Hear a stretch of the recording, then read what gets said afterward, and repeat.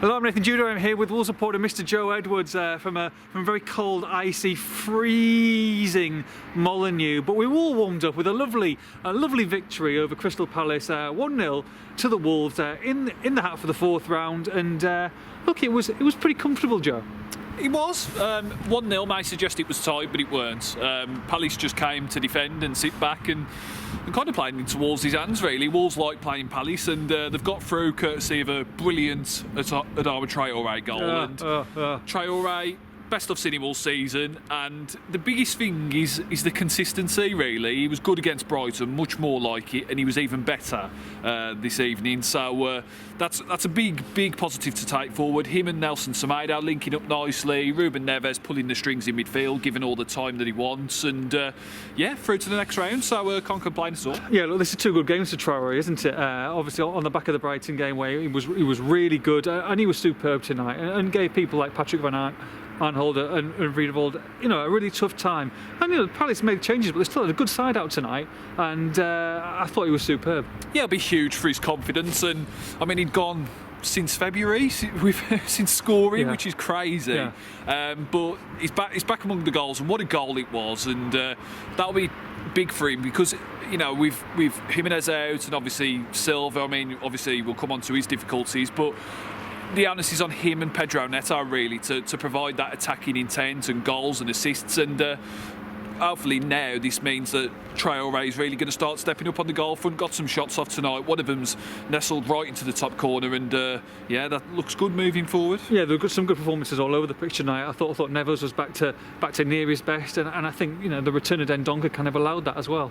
Dendoncker, I mean, his energy and his directness and his drive in the middle of the park. I mean, it's unmatched really by anybody else at Wolves, and we've seen this season him come to the fore. His importance has been shown time and time again, and tonight was no different. They've missed him. It's great to have him back. Hopefully we'll see a few more come back, gradually. Bolly perhaps will be the next one, but really good to have him back, especially with these games against Everton and West Brom coming up. Yeah, look, the one person who'll be disappointed tonight is Fabio Silva. Two really good chances. I mean, the first one was an absolute sitter. He's got to. I know he's young, and I know it's frustrating. I know there's going to be good games and poor games, but look, Patrick Cutroni's back now. He obviously replaced him with about 25 minutes left.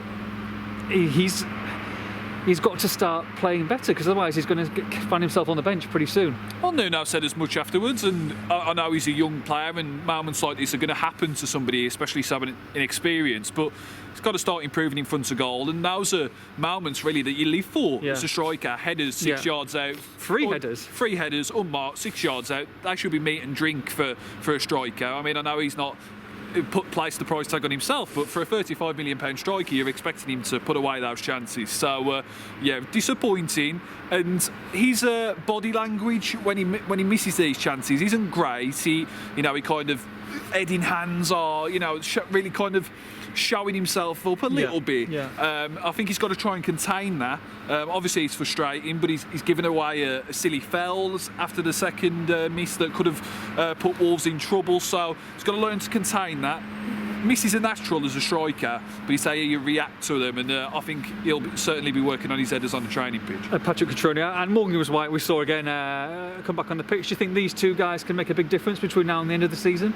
I guess time will tell. I mean, big difference. I guess you decide, depends what that means, but you can't really assess them much from tonight. They've come on, they've ran about a bit. They didn't really, have too much of an involvement. But it's good to see them back. Cutroni, I think, will get a more fairer crack of the whip. You think this time around he's got a more direct path to the team. Yeah. And if Silva doesn't take his chances and doesn't start scoring goals quickly, Cutroni will get his chance. So he comes on. They're working their way to full fitness. But good to see them back, and we'll see more of them in the coming weeks. Yeah, I thought the likes of Onatasari and Hoover might have played tonight, but they haven't. And Nuno's gone strong, and he'll want to do well in this competition. He will. I mean, we've all seen what this competition can provide, and I think the fans are a massive part of that, and of course they're sorely missed. But in the short term, it's getting back to winning ways. It's boosting spirits after what was a very difficult month.